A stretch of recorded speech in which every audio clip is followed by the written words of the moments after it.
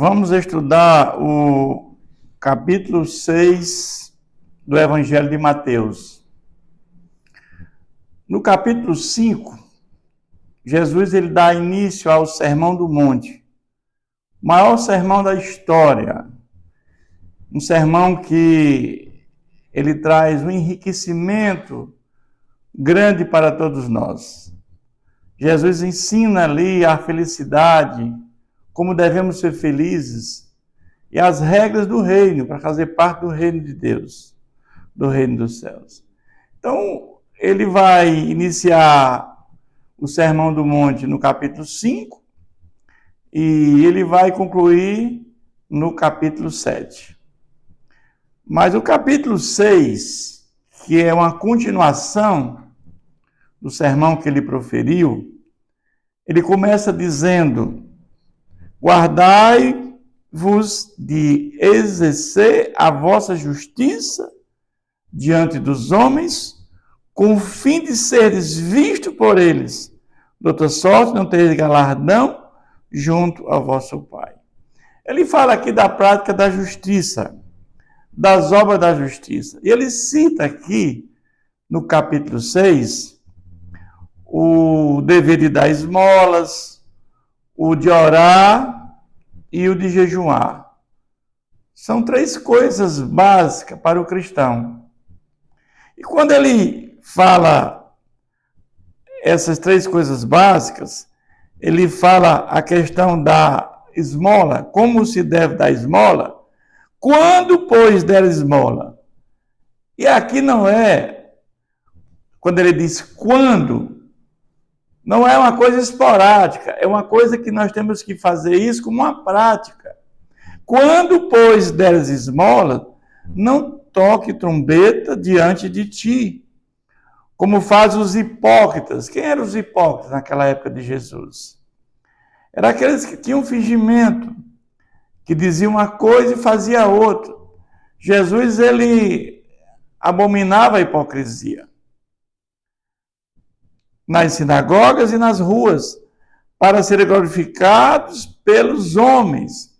Então, aqueles homens, eles faziam aquilo, eles davam esmolas nas ruas, nas sinagogas, para sua glória, para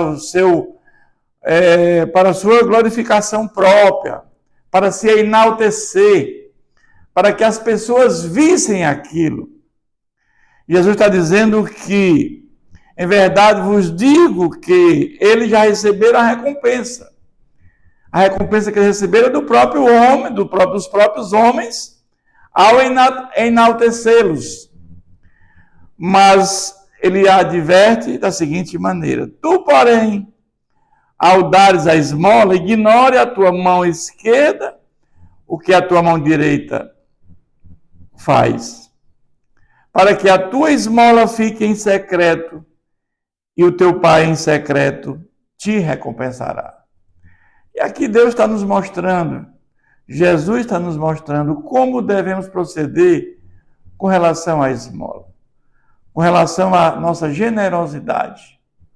Que nós devemos fazer isso não com a intenção de ser enaltecido pelo homem, jamais, mas que a recompensa, ela se dará através do nosso Deus, que em secreto nos recompensará. É assim que o nosso Deus, que é o nosso Deus Jesus Cristo, fala com relação à esmola. O segundo ponto que ele aborda é como se deve orar. Ele começa: e quando orar, mais uma vez, quando orares, também é uma sistemática que nós devemos ter de orar. E ele fala aqui, ele começa com a forma de oração. E quando orardes, não sereis como os hipócritas. Mais uma vez ele fala nos hipócritas, aqueles que dizem uma coisa e pensam de outra maneira. Porque gostam de orar em pé, nas sinagogas, nos cantos das praças, para serem vistos dos homens. Em verdade, vos digo que já receberam a recompensa. De forma semelhante, também ele está dizendo a mesma coisa com relação ao que ele disse com relação à esmola. Aqueles homens iam para as praças para serem vistos como homens de oração, como homens de Deus. Mas Deus vai dizer: tu, porém, quando orares, entra no teu quarto e fechada a porta, orarás a teu pai. Aqui Jesus não está dizendo que nós temos que orar obrigatoriamente no nosso quarto. Mas nós temos um momento de intimidade com Deus que é no nosso quarto, fechando a porta. Porque nós temos várias formas de oração.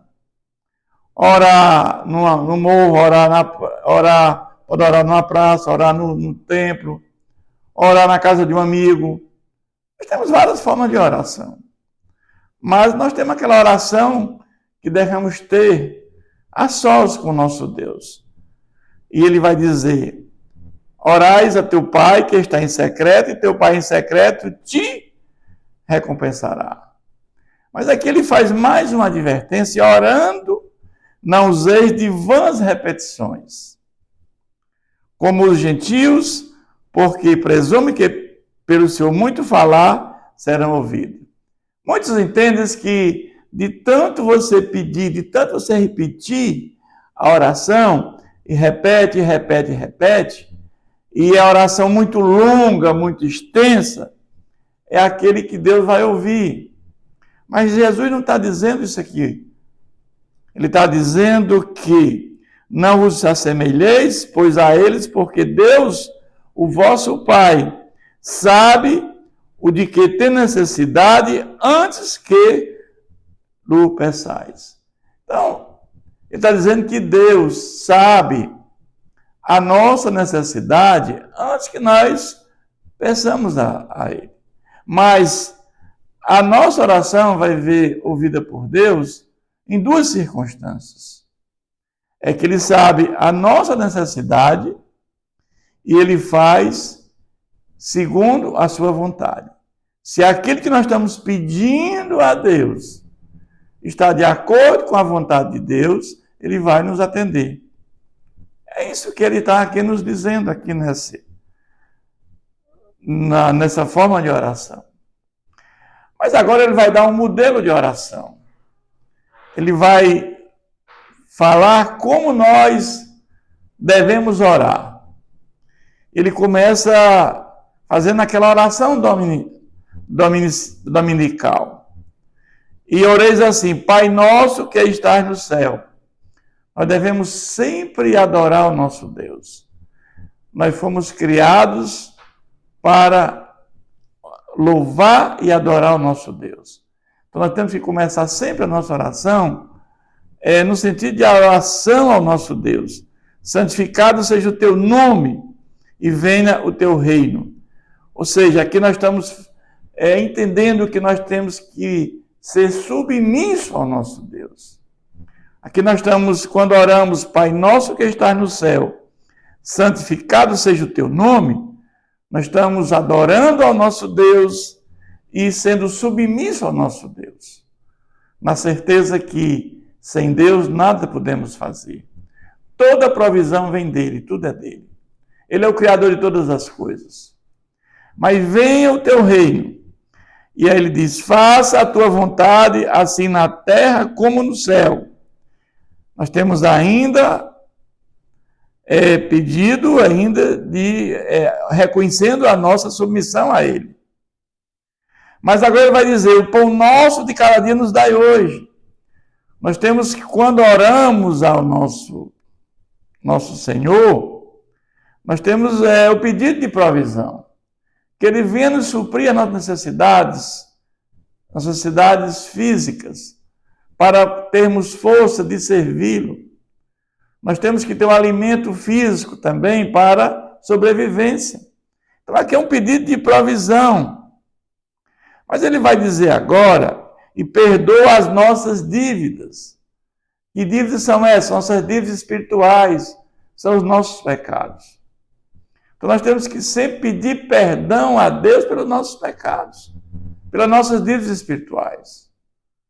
Porque somente Deus pode perdoar os nossos pecados. Mas ninguém pode perdoar pecado senão Deus. Assim como nós temos perdoado aos nossos devedores. Aqueles que fizeram alguma coisa contra nós, né, que pecaram contra nós, fazendo alguma coisa, né, que causou injustiça contra nós, ou levantando um falso, ou uma mentira plantada contra nós, ele diz que nós também devemos perdoar os nossos devedores, o pecado dessas pessoas. Ele diz, e não nos deixeis cair em tentação. Ou seja, nós teremos que pedir a Deus proteção para não cair na tentação. Porque nós sabemos que ninguém se livra da tentação, né? Mas pedir a Deus que não deixe cair na tentação. O próprio Jesus foi tentado. Nós vimos aqui no capítulo 4 da tentação de Jesus. Jesus, como natureza humana, ele foi tentado.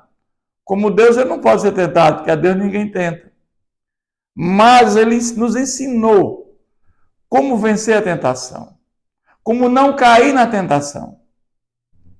E nós não caímos na tentação quando nós falamos da palavra de Deus.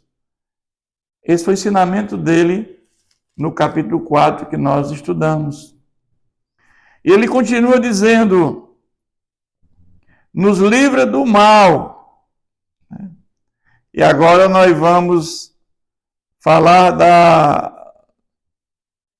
da proteção, nos livrar do mal. E ele agora vai falar, pois teu é o reino, o poder e a glória para todos sempre. Amém. Então, ele termina esse ensinamento da oração, né, reconhecendo que ele tem todo o poder. O poder está na mão do nosso Deus. Ele tem o poder e a glória para todos sempre. Amém. Mas ele fala uma coisa aqui, no versículo 14, meus irmãos, que é muito importante. Porque se perdoardes aos homens as tuas ofensas, também o vosso Pai Celeste vos perdoará. Se nós não perdoamos os nossos inimigos ou aqueles que nos ofenderam, como Deus também vai nos perdoar?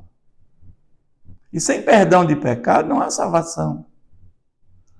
É por isso que nós temos que liberar perdão, porque se não liberamos perdão, como é que Deus também vai nos perdoar? Se, porém, não perdoares aos homens as suas ofensas, tampouco vosso Pai vos perdoará as vossas ofensas. Se Jesus não nos perdoar, se o nosso Pai não perdoar, não há salvação. Então aqui é de uma riqueza muito grande esse modelo de oração. E quando você repete esse modelo só lendo repetidamente, se torna mecânico, aí é reza. A diferença da oração para a reza é que a reza você repete, se torna mecânico. Na oração você tem um relacionamento com Deus. Na oração você está tendo uma conversa com Deus. A diferença é essa. Mas o ponto que ele fala da prática da justiça, outro ponto, as obras da justiça, ele começa com a esmola, depois com a oração e agora vem o jejum. Então são 3 coisas que o crente deve fazer. E o jejum, você tem várias maneiras de jejuar. O jejum é feito para o nosso fortalecimento espiritual. Você pode se abster de alguma comida que você mais gosta, você pode tirar da sua vida por algum tempo. Você pode deixar de fazer alguma refeição por algum tempo. Tem várias modalidades de você jejuar. Você oferece isso a Deus para o seu fortalecimento espiritual. E mais uma vez, quando jejuardes, mais uma vez Jesus está nos dizendo aqui que não é esporadicamente, tem que ser uma coisa sistemática, sistematizada. Dá esmola. Ou seja, ajudar as pessoas necessitadas, ser generosa para com as pessoas necessitadas, é uma prática de vida do cristão. Orar, é um dever nosso orar e também jejuar. Não vos mostreis contristados como os hipócritas. Mais uma vez ele fala nos hipócritas. Porque desfigura o rosto com o fim de parecer aos homens que jejuam. Eles iam para as praças com aquele semblante abatido, para dizer que estava jejuando, que era um homem espiritual. Em verdade vos digo que já receberam a recompensa. Que recompensa é essa? Dos homens. Tu, porém, quando jejuares, unge a cabeça e lava o rosto, com o fim de não parecer aos homens que jejuas, e sim a teu pai que é em secreto, e teu pai em secreto vê, e em secreto te recompensará. É evidente que quando você está com a sua família, com a sua esposa, seus filhos, e ela faz aquela comida gostosa, coloca na mesa, e você diz, olha, eu não quero almoçar. E você pode dizer, não, por que você não quer almoçar? Porque eu estou jejuando. Não há problema nenhum dizer para sua esposa, para o seu filho. Você não pode fazer isso abertamente para todas as pessoas. Como esses hipócritas faziam. Isso é uma coisa natural. Mas quando você recusa isso, muitas vezes a sua esposa já entende, ou seus filhos, que você está jejuando por, naquele momento, recusar o almoço ou o jantar, coisa parecida. Mas é uma maneira de jejuar. Tem várias maneiras, irmãos. Você se abster daquilo que você mais gosta por algum tempo. Isso é uma maneira de jejuar. Você vai fazer um jejum por tantos meses, por um tempo determinado. Isso é uma maneira de jejuar. Mas agora ele vai falar dos tesouros no céu. Ele vai dizer, não acumuleis para vós outros tesouros sobre a terra, para vós outros tesouros sobre a terra, onde a traça e a ferrugem corrói e onde ladrões escavam e roubam. Mas ajuntai para vós outros tesouros no céu, onde a traça e a ferrugem corrói e onde os ladrões não escavam nem roubam, porque onde está o teu tesouro, aí está também o teu coração. Ela que não está dizendo que você ter recursos para sobreviver é pecado. O problema aqui é você buscar o dinheiro, a riqueza como um tesouro na sua vida, tornar as riquezas, os bens acumulados como um tesouro. Porque o nosso tesouro no céu é o galardão que nós vamos ter no céu. É isso que nós temos que buscar. Então é a prática de vida, essa comunhão com o nosso Deus que nós temos que ter. Mas ele vai agora continuar falando da luz e as trevas. São os olhos a lâmpada do corpo. Se os teus olhos forem bons, todo o teu corpo será luminoso. Então, os olhos é onde entra luz. Ou seja, pode entrar luz ou pode entrar trevas. Então, cuidado que nós temos que ter. Porque ele diz, se porém os teus olhos forem maus, todo o teu corpo estará em trevas. Então, os olhos, nossos olhos, podem entrar luz e podem entrar trevas. Portanto, caso a luz que em ti há sejam trevas, que grandes trevas serão.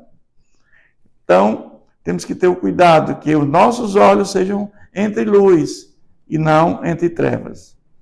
Mas aqui vai falar agora dos dois senhores, que não podemos servir a dois senhores ao mesmo tempo. Porque ou há de aborrecer-se de um e amar o outro, ou se devotará a um e desprezará o outro. Não podeis servir a Deus e às riquezas. Ele aqui está falando do Deus Mamum, o Deus do dinheiro. Hoje em dia, meus irmãos, o dinheiro é um Deus. Muitos preferem buscar o dinheiro do que a Deus.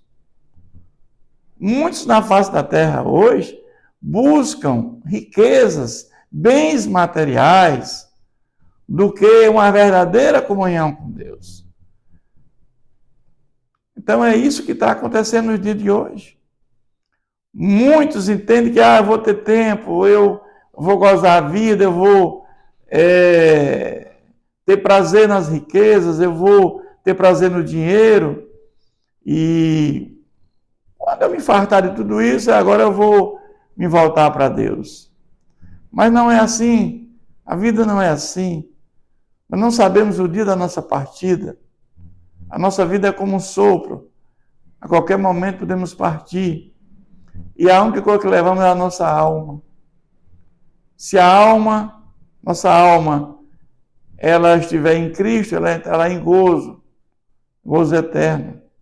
Mas se estiver sem Cristo, ela entrará em sofrimento eterno.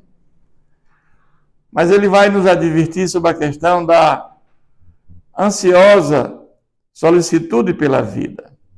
É que nós não devemos andar, não andeis ansiosos pela nossa vida, quanto à vez de comer ou beber, nem pelo vosso corpo, quanto à vez de vestir. Não é a vida mais do que o alimento e o corpo mais do que as vestes?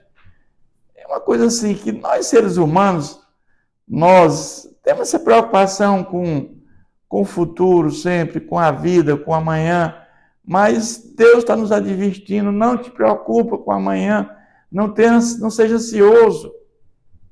O dia de amanhã a Deus pertence, fica tranquilo, eu estou contigo, nada te faltará, nem com comer, nem com vestir. Ele vai dizer uma coisa interessante: observe as aves do céu. Ele vai comparar, né? Que não semeiam, não colhem, nem ajuntam em celeiro, contudo o vosso Pai Celeste as sustenta. Porventura não valeis vós muito mais do que as aves? Ele faz uma comparação entre nós e as aves. Nós somos muito mais importantes do que as aves para Deus. Porque nós somos a obra-prima da criação do nosso Deus. Ele nos comunicou atributos que nos fez semelhante à sua imagem e semelhança. Tem atributos de Deus que nos comunicou: amor, bondade, misericórdia. Então nós somos importantes, por quê? Porque Deus, ele nos fez como a sua obra-prima. Então, se vocês são minha obra-prima, mais importante do que as aves, e as aves do céu não plantam, não colhem, por que você tem que se preocupar? Qual de vós, por ansioso que esteja, pode acrescentar um côvado ao curso da vida? Não vai adiantar nada. Você não vai conseguir acrescentar nada na sua vida. A sua ansiedade não vai te acrescentar nada. Ao contrário, vai te tirar. Porque a ansiedade vai trazer malefício à sua saúde. É isso que ele está nos dizendo. E por que andar ansioso com ao vestuário? Aí ele agora faz uma coisa interessante. Considerai como crescem os lírios do campo, e não trabalham nem fiam. Eu, contudo, vos afirmo que nem Salomão, em toda a sua glória, se vestiu como qualquer deles. Agora vai dizer que nem Salomão foi o rei mais rico da terra, o homem que mais se vestia melhor. Nós sabemos que tivemos o rei de Saul, Davi e Salomão. E Salomão foi um reinado pomposo, um rei glorioso, muitos vieram visitá-lo. Mas ele disse que nem este rei, né, pode se comparar com os lírios do campo. Eles não trabalham nem fiam. Então, Jesus está nos acalmando. Esse sermão é muito rico, meus irmãos. Ele nos aquieta a nossa alma. Ora, se Deus veste assim a erva do campo, que hoje existe e amanhã é lançado no forno, quanto mais a vós outros, homens de pequena fé. Mas tudo isso aqui que está acontecendo é por conta da nossa pequena fé. A nossa fé é muito pequena. É por isso que ele está falando tudo isso, dessa ansiedade, da nossa pequena fé. Portanto, não vos inquietai dizendo que comeremos, que beberemos, ou como que nos vestiremos, como beber, como comer e como vestir. Nossa pequena fé, Deus está no controle de todas as coisas. Fiquem tranquilos. Deus está dizendo isso para nós, através de Jesus, o seu Filho, dizendo, fica tranquilo. Mas agora ele vai falar uma coisa importantíssima para a nossa vida. Porque os gentios é que procuram todas essas coisas. Os gentios são aqueles pagãos, aqueles que não conhecem a Deus. São aqueles que colocam o seu prazer no dinheiro. Pois o vosso Pai Celeste sabe que necessitais de todas elas. O nosso Pai sabe que nós precisamos de comer, beber e vestir, e Ele vai prover isso. Diferentemente desses gentios, desses pagãos, que buscam poder, fama e riqueza. Aí Jesus agora vai falar uma coisa tremenda. Buscai, pois, em primeiro lugar, o seu reino e a sua justiça, e as demais coisas serão acrescentadas. E aqui hoje há uma inversão, meus irmãos. Muitos estão buscando em primeiro lugar as coisas mundanas, o valor temporal. Estão esquecendo do valor eterno. Dão para Deus o que está sobrando. E Deus está dizendo aqui para nós, Jesus está dizendo para nós, busque em primeiro lugar o seu reino e a sua justiça. Porque quando você busca isso, as demais coisas Deus vai dar. Isso é tremendo. O que é que você faz para Deus? Qual é a sua prática de vida? O que é que você está fazendo para Deus? Muitos têm tempo para fazer tudo, menos tempo para Deus. Tempo para ir ao shopping, tempo para ir ao cinema, tempo para ir à praia, tempo para se divertir. Quando chega a hora de Deus, eu estou cansado, não tem leitura bíblica, não tem oração, não tem jejum, não tem a igreja, não tem nada. E a vida continua. Os prazeres só mundanos, só os prazeres carnais. Portanto, não vos inquieteis. Ele vai concluir esse capítulo dizendo, com o dia de amanhã, pois o amanhã trará os seus cuidados. Basta ao dia ao seu próprio mal. É como Jesus está dizendo, olha, você vai matar um leão a cada dia. Se tiver 2 leões, você mata os 2. Mas mate um a cada dia. Certo? Porque amanhã é um outro dia, fica tranquilo. Então, meus irmãos, esse sermão do monte, capítulo 5, quando ele fala das bem-aventuranças, e agora no capítulo 6, ele vai nos dar essa lição de vida para todos nós. Que sermão abençoado, que sermão maravilhoso, né, que ele traz para nós. Então, que Deus continue nos abençoando.